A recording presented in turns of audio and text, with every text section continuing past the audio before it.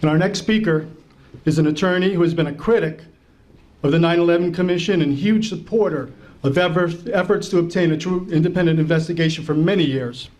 He has spoken at many of our symposiums, and he has provided legal counsel for action against NIST for their report on WTC 7.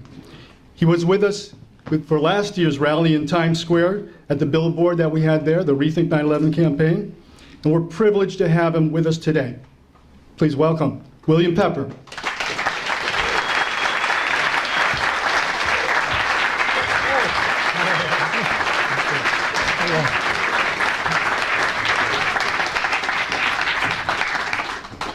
Thank you, Les. I'm here out of respect for the work of Richard Gage and the architects and engineers. Ted Walter is driving ahead on this petition in New York City with 100,000 signatures. And on behalf of many of the victims whom I have come to know over a number of years, particularly the Jersey girls, with whom I was quite close early on. You may know that it was the Jersey girls who visited in Henry Kissinger's office when President Bush attempted to appoint him as a director of this investigation. And I think it was Laurie at the time, said, Dr. Kissinger, we're pleased to be here and to have an opportunity to speak with you, which they had demanded that the president allow them to have that opportunity, and he acceded. But would you please allow us to have a list of all of your clients, particularly those from Saudi Arabia? Kissinger at that point excused himself and went into another room.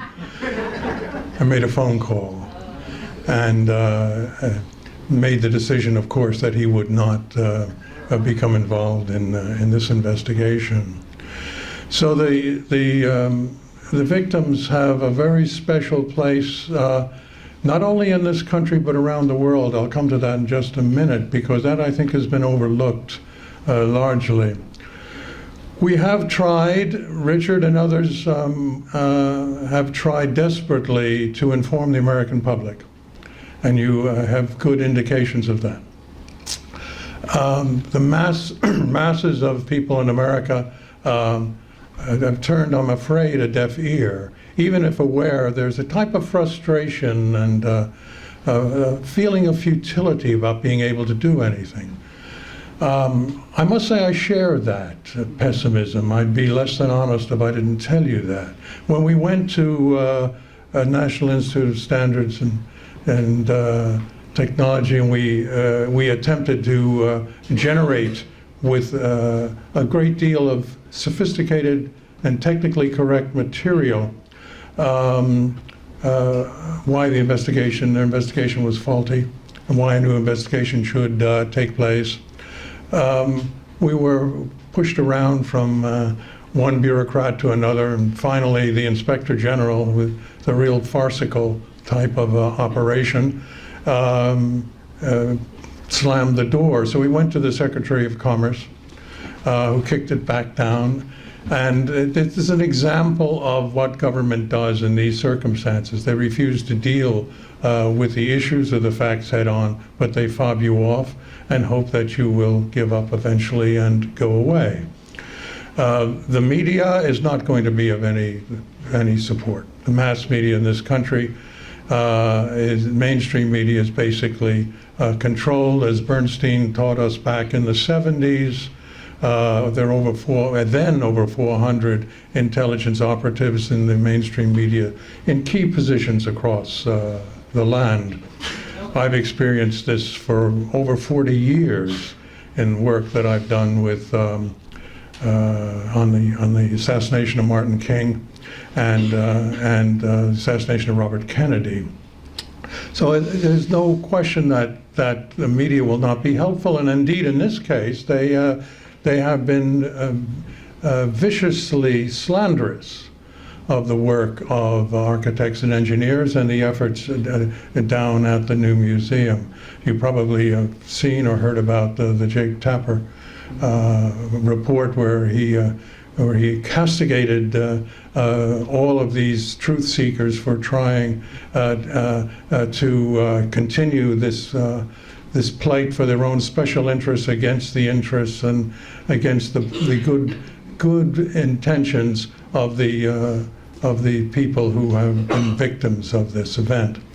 I think that case is potentially is one that could be litigated, but when you come up against CNN, you're coming up against a massive defense budgets, and those are very difficult to undertake. To go against Tapper personally is another matter. One might consider that, although CNN would probably come in and deal with that.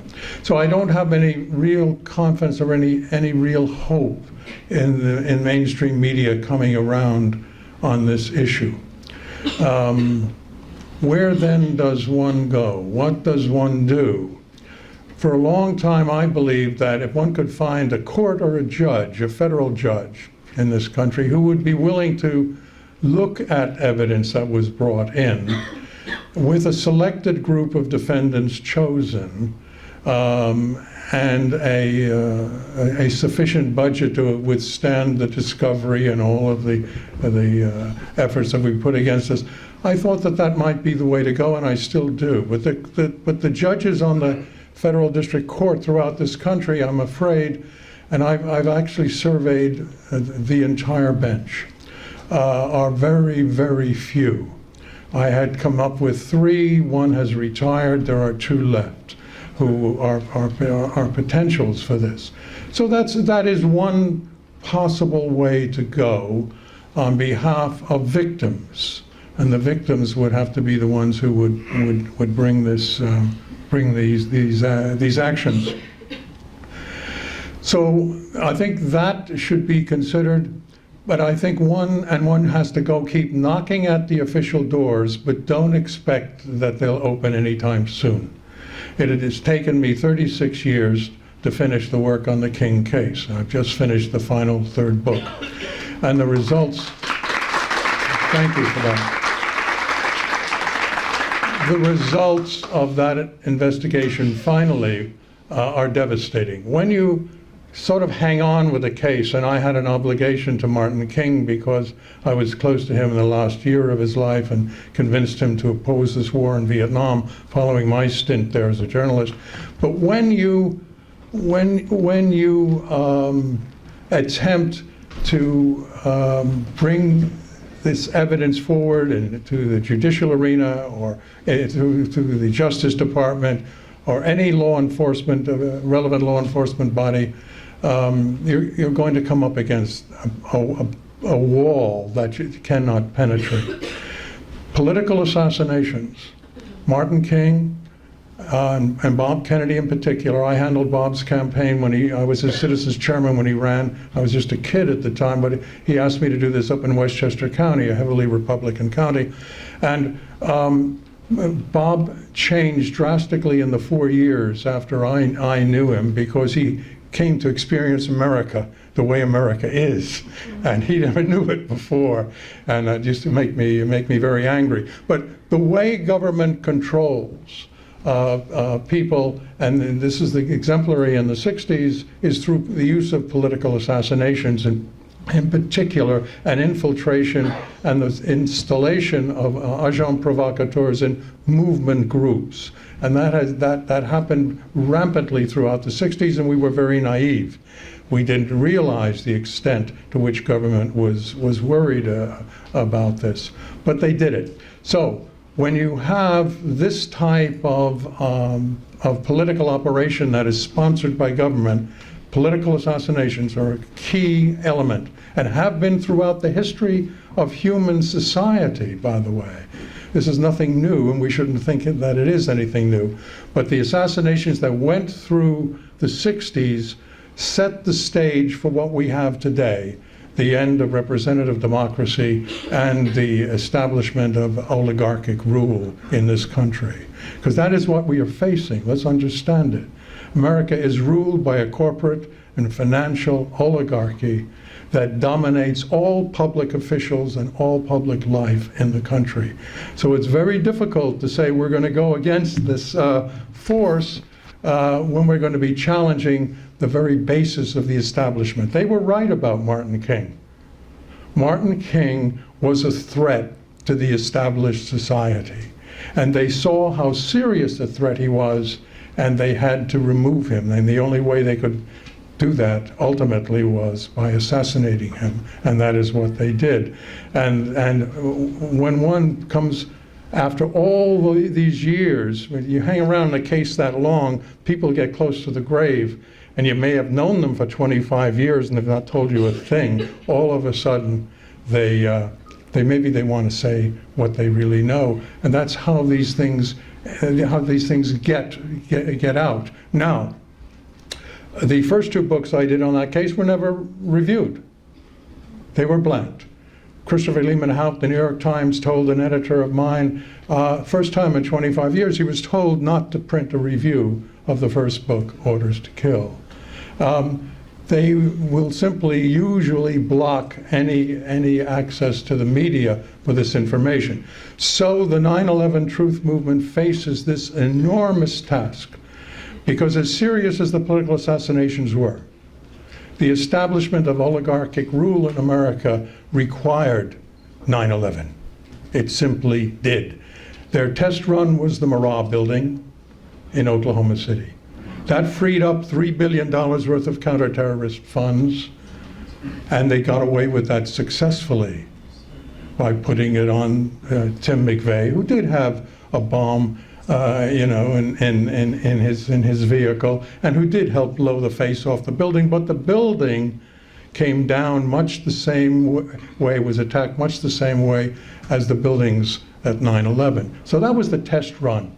The second run was in the basement of the World Trade Center, as you know. There was an effort there, but there was a truck or a car between the key pillar and the explosive material, and that didn't finish the job. So they needed, in my view, this final effort to cause the nation to be greatly alarmed about the terrorism and a war on terror that will never stop, but will continue through all of our lives unless there is a change, a substantive change in the established government of this country. Now, that is what is needed and what is called for, but bringing it about is quite another thing. However, the symptoms of discontent and unrest and the disparity between the rich and the poor and the abuses of the oligarchs are coming into unsustainable view, and so gradually things may happen. Legally, I've said what I believe. I'm not optimistic, but there is another avenue of approach that has not been tried. There are two.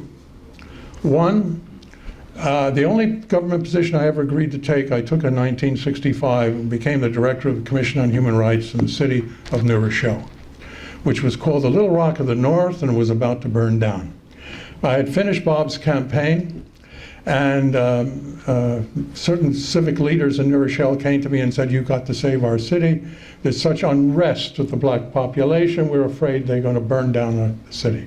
I said, "What kind of unrest?" "Well, they're not in the skilled trades unions. Our housing is segregated. They are shuttled to segregated schools and inadequate services, and they are becoming radicalized, and we believe that they're a threat.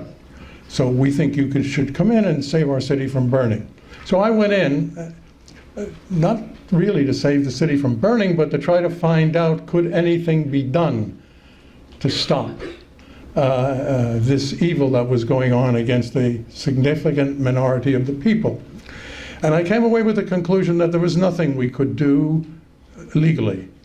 There was nothing we could do in terms of making applications to the Fair Housing Act, nothing we could do in terms of any of those things. Any legal activity at all, forget about it. Could not do it. But we could change everything through direct action and civil disobedience. And that was what we began to do. We shut down an urban renewal site, so the skilled trades workers did not have any work. The electricians union was still holding its meetings in Italian. Would you believe? Couldn't work. The plumbers who were taking on master black plumbers and paying them a fraction of what they were to get had no work. And their bodies sat in the mud and blocked the equipment, and this project was stopped. And what do you think happened? All of a sudden, they started to be willing to talk about skilled trade unions membership and training programs and all of those things.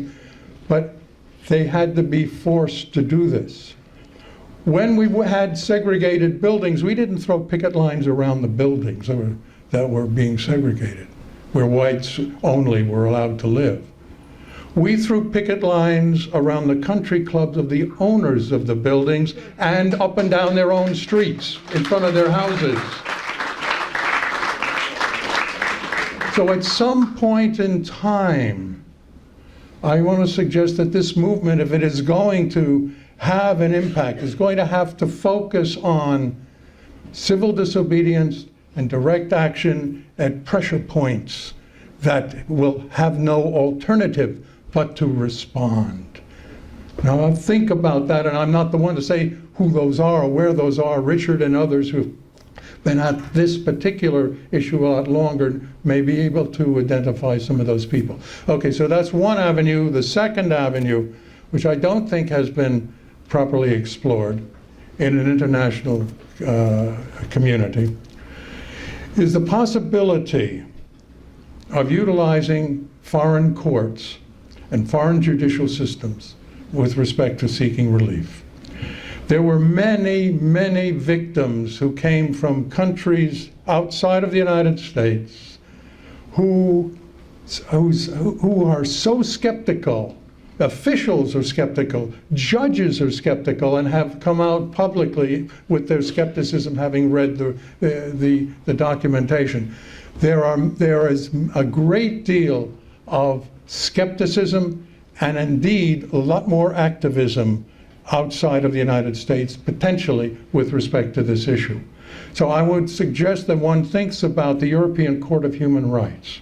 Now, what one has to do with, I'm a barrister in England as well as an attorney here, what one has to do is to get some European family members, victims, and convince them that there is a case to be brought on their behalf, not in the United States, but because they are victims in Europe, European citizens appeal to the European Court of Human Rights and go through the whole jurisdictional process there. And I think that's something that one should think about.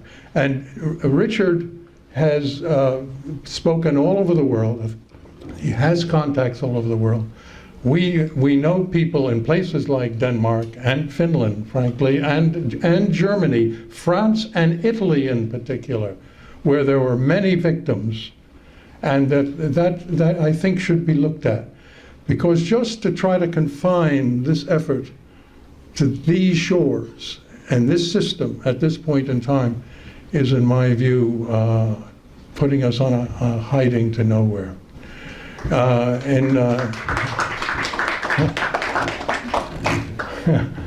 Thank you.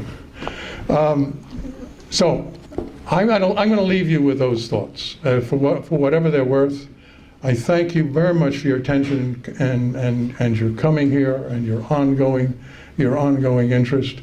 I think this system is in drastic decay, and this is a critical issue for them to sustain the authority and the credibility that they have, and the trillions of dollars that have been spent on useless wars that have destroyed cultures, civilizations, villages, and towns of innocent people all throughout the world. Okay, thank you very much.